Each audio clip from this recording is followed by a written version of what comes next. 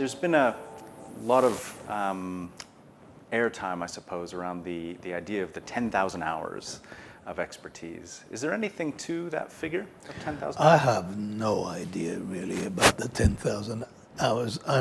That is, I'm a customer of this. I mean, Ericsson, who has promoted this figure, is a highly reputable researcher, but it's a crude approximation, I'm sure. I mean, there's nothing magical about 10,000, and I'm sure that it doesn't take the same amount of time to different people, and expertise is not wholly defined, and so on. But it gives you an idea that this is a lot of hours. That to become an expert, where you see that qualitative change in the way things are done, where basically performance switches from what I call system 2 to system 1, that takes a long time. How many hours? I'm not committing myself, and I don't. Yeah. One of the goals of the course is to kind of cue people to the difference between people who are actual experts and people who simply just claim to be experts.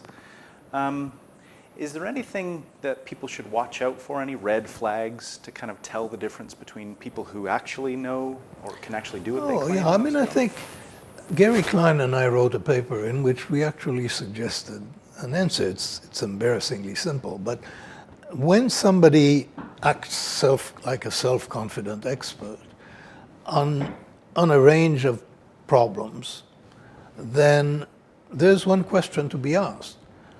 Did that person have a decent opportunity to learn how to perform the task? And that requires getting feedback on the quality of performance and getting rapid and unequivocal feedback. In the absence of rapid and unequivocal feedback, expertise is just the self-confidence that comes with a lot of experience. And that is uncorrelated with accuracy. This is something we've known for 50 years or more.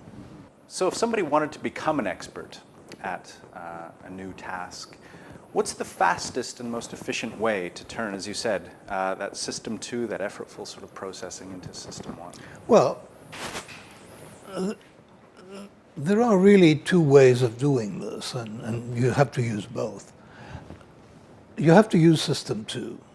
So, for somebody to become an expert driver, you have to tell them how to drive.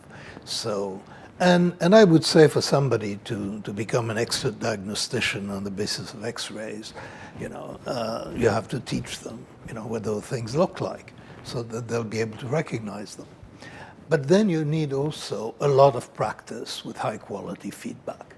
So merely telling people how to do something is not going to turn them into experts, and repeatedly telling them the same thing is not going to help.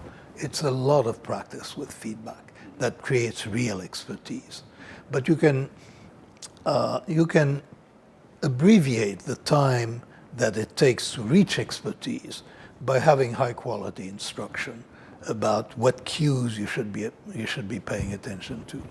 Yeah. So actually knowing what it is that discriminates the two categories, if it's an abnormal scan versus a normal scan, and so on. Gary Klein has a beautiful example that he talks of a nurse in a cardiac ward who comes home and talks to her father-in-law, as I recall, and says, "We have to go to the hospital," because he doesn't look good to her. And it turns out that, yes, he had to go to the hospital. He is in deep trouble. He needs 12 hours later or something, he is on the operating table. And what she had done, so Gary Klein did what he and others, but I think he is the main guru of this type of enterprise. He found out what the cues were, although she was not aware of the cues that she was using. But he found out that when arteries are getting obstructed, which will lead to a heart attack, there is the pattern of distribution of the blood in the face changes. Now, she had recognized, she had learned that pattern, but she didn't know what it was. Now, when you're training nurses, you can show them the pattern. That's clever. The the goal of the course, the title of the course, is The Science of Everyday Thinking. And what we're trying to do is to provide people with the ability to think more clearly, argue better, reason better.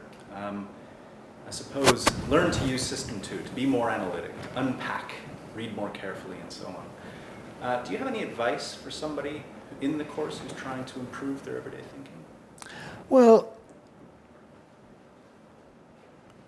you know, my advice would be quite conservative. I mean, it would be pick a few areas and pick a few things where you want to change what you're doing, and focus on those. I mean, do not expect that you can generally increase the quality of your thinking, because I think you really cannot.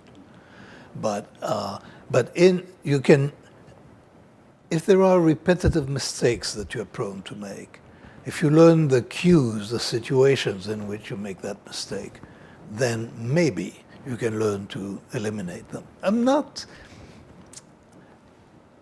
The history of success in enterprises like yours is that they're not always successful. I mean, people feel great when they hear of all these ways of doing things and of controlling themselves, but then, when they're making a mistake, they're so busy making it that they have no time to correct it.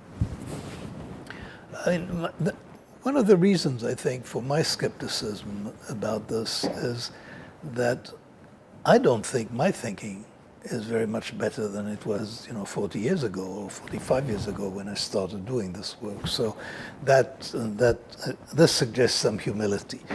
So pick your shots, pick a few areas, and then in those situations that you recognize as situations where you're prone to make a mistake, slow yourself down. Yeah.